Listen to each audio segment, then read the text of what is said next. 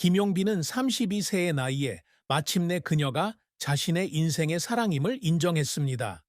그러한 고백은 행복한 오후의 밝은 기쁨이나 밝은 빛 속에서 나온 것이 아니었습니다. 그는 홀로 앉아 있었고 맞은편에 빈 의자가 있었고 그의 뺨에는 눈물이 조용히 흘러내리고 있었다. 그 말은 어둠 속에서 조용히 들려왔다. 김용빈에게는 그 슬픔이 컸다. 말로 표현할 수 없는 슬픔이었고 시간이 지나도 달래질 수 없는 슬픔이었고 오랜 세월 아무리 숨기려 해도 완화될 수 없는 슬픔이었다. 그의 인생은 구겨진 페이지가 있는 두꺼운 책처럼 기쁨, 슬픔, 성공과 실패가 담겨 있습니다. 하지만 무엇보다도 이 책은 늘 사랑을 갈구하고 늘 자신과 싸우며 늘 치유되지 않는 상처를 가슴에 품고 사는 한 남자의 이야기입니다. 김용빈 씨의 가장 큰 슬픔은 어린 시절에 겪었던 가난도, 직장에서의 실패도 아니었습니다. 그것은 상실이었습니다. 자신보다 더 사랑했던 여자를 잃은 것입니다.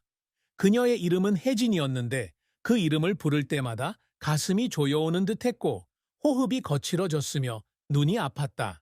혜진은 가장 어두웠던 시절의 빛이었고 아무도 그가 성공할 수 없다고 믿었을 때 그의 곁에 있어준 사람이었으며 그가 자신의 길을 계속 갈 수 있도록 많은 것을 희생한 사람이었습니다.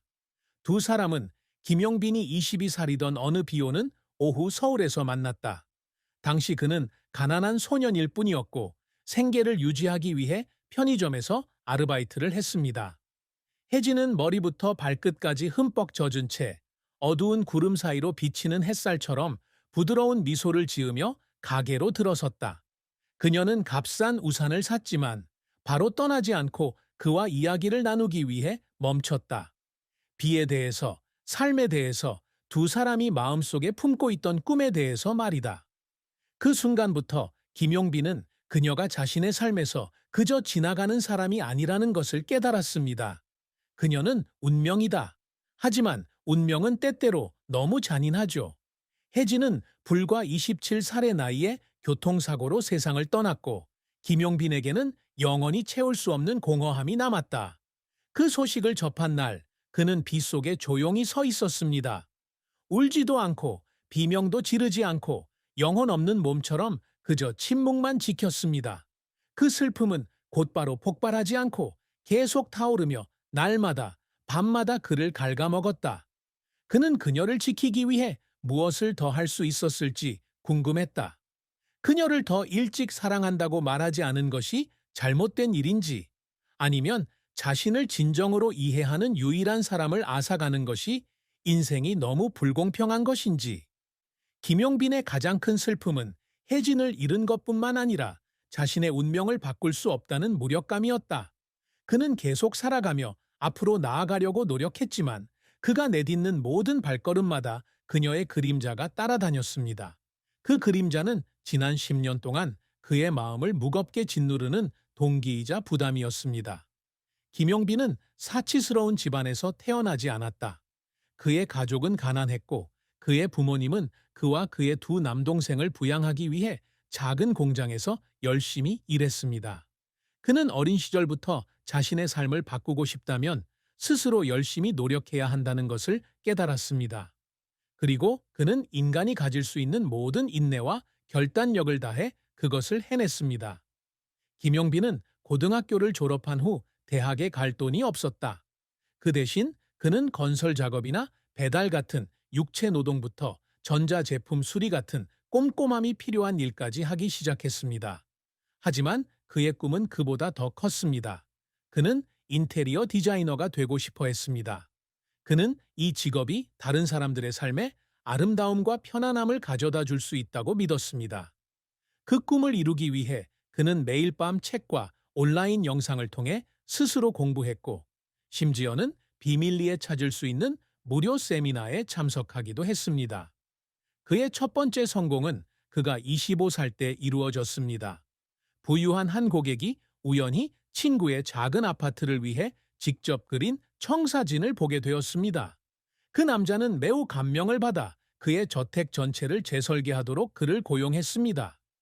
이 프로젝트는 큰 성공을 거두었고 그때부터 김용빈 씨의 이름이 서울의 인테리어 커뮤니티에 알려지기 시작했습니다. 그는 작은 스튜디오를 열었고 점차 20명 이상의 직원을 둔 회사로 성장했습니다. 그는 30세가 되던 해에 이미 많은 상과 기사에서 그의 재능을 칭찬하며 탐내는 명성을 얻었습니다. 하지만 길은 순탄치 않았습니다. 그의 첫 번째 실패는 부동산 회사로부터 대형 프로젝트를 맡았을 때 발생했습니다. 그는 온 마음과 영혼을 다해 투자했지만 파트너가 자신을 사기하고 투자금을 훔쳐 달아났다는 사실을 알게 되었습니다.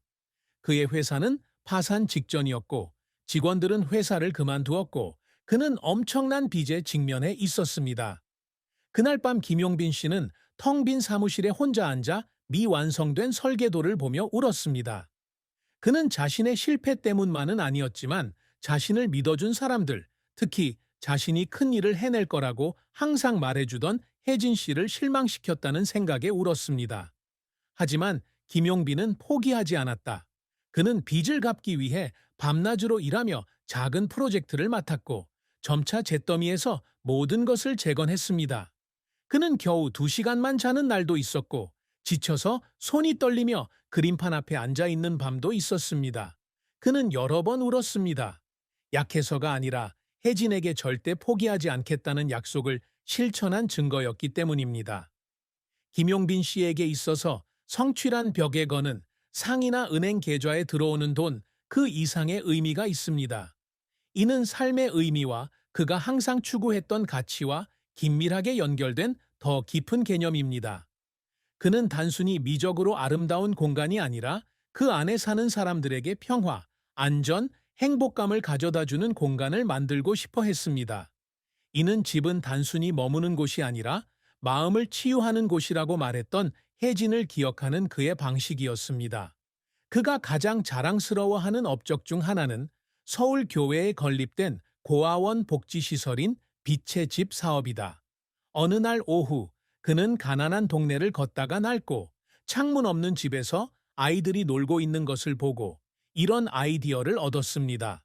그 이미지는 그에게 어린 시절의 추억을 불러일으켰습니다. 궁핍하고 차가웠으며 절망에 빠진 시절이었습니다. 그는 그 아이들을 돕기 위해서뿐만 아니라 인생의 어두운 구석을 빛으로 바꿀 수 있다는 것을 증명하기 위해 무언가를 하기로 결심했습니다. 이 프로젝트는 6개월 이상 진행되었고 김용빈 씨는 이 프로젝트에 온 마음과 영혼을 쏟았습니다. 그는 설계에만 그치지 않고 집의 모든 작은 세부 사항까지 직접 감독했습니다. 집의 틀을 위한 지속 가능한 목재를 선택하는 것부터 햇빛이 모든 구석에 비칠 수 있도록 지붕 각도를 계산하는 것까지 말입니다. 그는 비영리 단체와 협력하여 자금을 확보했고 센터에 작은 도서관, 푸른 정원, 따뜻한 색으로 칠해진 벽을 갖추기 위해 자신의 돈을 쓰기도 했습니다. 그는 밤마다 잠을 이루지 못하고 자신의 그림과 모델들 사이에 앉아 자신이 너무 과한 작업을 하고 있는 것은 아닌지 궁금해했습니다. 그런데 그는 혜진의 눈을 떠올렸고 그녀가 어떻게 자신을 믿도록 격려했는지 기억해냈습니다. 그리고 그는 계속 말했습니다. 빛의 집, 개장일에는 후원자, 자원봉사자, 고아 등 수백 명의 사람들이 밝은 미소를 지으며 참석했습니다. 리본을 자르는 동안 김용빈 씨는 조용히 구석에 서서 그가 만든 공간에서 아이들이 뛰어다니는 모습을 지켜보았다. 그는 아무 말도 하지 않고 그저 조용히 눈물을 닦았습니다. 그것은 슬픔의 눈물이 아니라 만족감의 눈물이었습니다. 몇 년 만에 처음으로 그는 정말 의미 있는 일을 했다는 기분이 들었습니다. 이 프로젝트는 개인적인 성공일 뿐만 아니라 혜진이 자신뿐만 아니라 다른 사람들을 위해서도 살 가치 있는 삶을 살겠다는 약속이기도 합니다. 김용빈은 빛의 집 외에도 더 큰 목표를 세우고 있다. 그는 언젠가는 미술관을 디자인하는 꿈을 꿉니다. 사람들이 삶의 아름다운 것에서 영감을 얻을 수 있는 공간입니다. 그는 2년 전부터 아이디어 스케치를 그리기 시작했고 루브르 박물관과 구겐하임 같은 세계적으로 유명한 박물관에 관해 수많은 연구를 했습니다. 그는 자신의 박물관이 단순히 전시물을 전시하는 장소가 아니라 사람들이 과거, 현재, 미래를 연결할 수 있는 감성적 경험을 제공하는 곳이 되기를 원했습니다. 이 프로젝트가 아직 실현되지는 않았지만 그의 마음속에는 항상 이 불이 타오르고 있으며 매일 아침 일어나서 일을 계속할 수 있는 동기가 되고 있습니다. 김용빈의 업적은 그 자신으로부터의 인정이기도 하다. 그는 다른 사람의 칭찬이 아무리 중요하더라도 그것을 쫓아다니지 않습니다. 그가 정말로 바랐던 것은 인생을 돌아봤을 때 단 한순간도 낭비하지 않았다고 말할 수 있다는 것이었습니다. 그는 빈민가의 가난한 소년이 가난에서 벗어날 뿐만 아니라 친절, 창의성, 삶에 대한 사랑의 유산을 만들기 위해 운명을 바꿀 수 있다는 것을 증명하고 싶었습니다. 김용빈의 사랑은 그의 인생에 있어서 길고 감정적인 장이지만 동시에 가장 고통스러운 장이기도 합니다. 혜진은 그의 첫사랑일 뿐만 아니라 사랑에 대한 그의 관점을 형성한 사람이기도 합니다. 그들은 함께한 3년을 보냈습니다. 짧지만 보람찬 3년이었고 마치 그의 인생 전체가 그 3년 안에 얽힌 것 같았습니다. 그들은 가을이면 노란 낙엽이 가득한 거리를 함께 걸으며 작은 아파트에서 간단한 식사를 함께 요리하고 꽃이 가득한 정원이 있는 작은 집을 짓는 미래를 꿈꿨습니다.